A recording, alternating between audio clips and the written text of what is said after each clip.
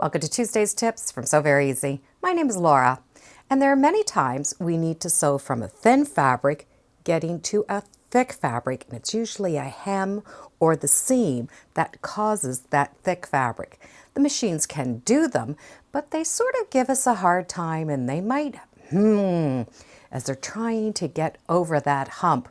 It's not that the machine can't do it, it just needs a little help. An example of this very thick seam from a small seam is a side seam, and denim is a good example. So we have a thin piece of fabric, and then we have all of this layer here, and as we stitch, our machine does not want to get over this hump. Another example is where we want to do some edge stitching, and we have a very thick fabric and no fabric on the other side. And this is when we need to help our machine. So we're stitching along, and when we get to this, the machine does not want to go over. The reason is the foot is in a wedge spot. So if we think about it, we have the thin fabric going to a thick fabric. So that foot is at a very big angle. And just like a door wedge, it's wedged in there, so it can't move. The opposite is when we have an edge stitch. We have all of this fabric on one side and nothing on the other. So as we're stitching around, the foot is in this position. The foot is uneven and wants to twist. It's the uneven foot that causes the problems. What we need to do is help keep this foot straight. And there's some homemade things and some things that you can buy to help get over this hump. My Bernina did come with this little tool that helps us get over that hump. So each one of these pieces of plastic is a different thickness. We can use rulers, nail files, and I take that nail file part off, so I just want that thickness. Tools that are designed exactly for this purpose, paper, and fabric.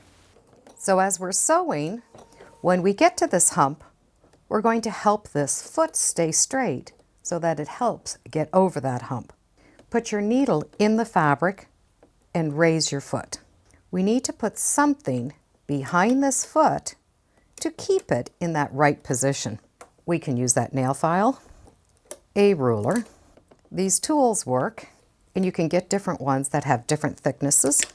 The plastic wedges, paper can go on the back, and fabric can go in the back. What we're looking to do is duplicate this thickness. So if we're going to fold that fabric, we need that same thickness. And whatever we're going to use will go right behind, right up against this needle. We're not back stitching, so we're not going to have any concerns about going on top of this. That's why we can use plastic, paper, fabric. For denim, I do find those padded nail files really is the right measurement. So I'm going to put that nail file right at the back so it touches that needle, and then put the foot down. This now is going to keep that foot at the same level, so we don't have that wedge. We can start stitching. You can stop a little bit, move that a little bit closer, and keep stitching. Once we've gone so far, we could just let the machine do all the work. Coming down is not a problem, it's going up that is the problem. And now we can continue stitching. When we need to stitch along this thick edge, the system is going to be the same.